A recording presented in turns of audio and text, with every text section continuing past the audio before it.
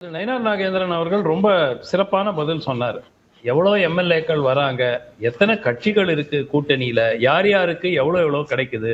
ஒரு உதாரணத்திற்கு அதிமுகவுக்கு அறுதி பெரும்பான்மை கிடைக்கவில்லை என்றால் அப்போ நிலைமை வேற மாதிரி இருக்கும். அதிமுகவுக்கு ஒரு வேளை ஒரு ஒரு வேவ் மாதிரி வந்துட்டு இந்த கூட்டணிக்கு ஆதரவாக ஒருவேளை அவங்களே 117 கிராஸ் பண்ணிட்டாங்கன்னா அது வேற மாதிரி இருக்கும். ஸோ இப்பவே உட்கார்ந்துகிட்டு கூட்டணி என்னை பொறுத்த வரைக்கும் கூட்டணி அமையும், கூட்டணி ஆட்சி அமையும் அப்படிங்கறதா என்னுடைய கருத்து.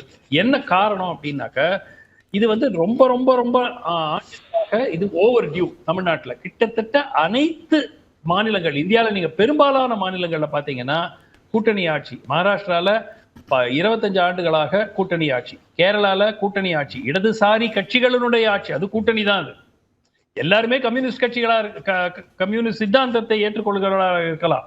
ஆனா அதுலயே வந்து அப்பப்போ கேரளா காங்கிரஸ் வரும், கிறிஸ்துவ ஆதரவு கொடுக்கிற கட்சிகள் வருவாங்க.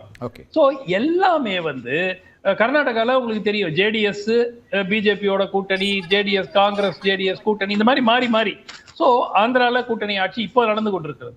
சோ எனக்கு புரியாத இது வந்து ஏதோ கூட்டணி ஆட்சி என்பது ஏதோ ஒரு கொலபாதகம் போல் அதை தமிழ்நாட்டில் பார்க்கறதுங்கிறது இரு பெரும் கட்சிகள் மிகப்பெரிய ஆளுமைகளை வைத்துக் கொண்டிருந்ததனால் இது நடந்திருக்கு. ஓகே, இப்போ நம்ம கூட்டணி ஆட்சி என்கிற விஷயத்துல மத்தியில கூட்டணி ஆட்சி அமைந்த போது ஒரு ஆர்குமெண்ட் என்ன சொல்லப்பட்டதுன்னா, அது ஒரு பலவீனமான ஆட்சியாக இருக்கு, கூட்டணி நெருக்கடிகள் இருக்கு, கட்சியோட நெருக்கடிகள் இருக்கு, தனித்த ஆட்சி தான் எப்பவுமே நல்லது அப்படிங்கிறதையும் வச்சிருக்கிறாங்க.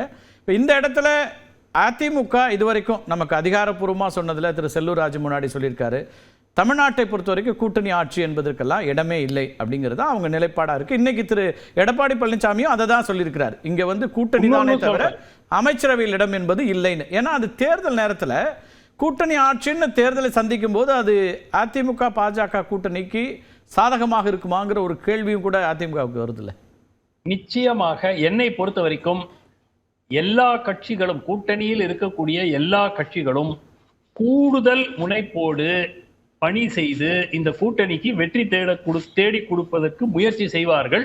அவர்களுக்கு ஆட்சியில் ஒரு அதிகாரத்தில் ஒரு பங்கு இருக்கும் என்று அந்த எண்ணம் இருந்தால். இரண்டாவது, மிக முக்கியமாக அதிமுக நிலைப்பாடு இன்னைக்கு இல்ல, எப்பவுமே இதே நிலைப்பாடு தான். என்னை பொறுத்த வரைக்கும் தேர்தல் துவங்குவதற்கு, தேர்தல் முடிவுகள் வரும் வரை அந்த நிலைப்பாட்டில் தான் அவங்க சொல்லிட்டு இருப்பாங்க.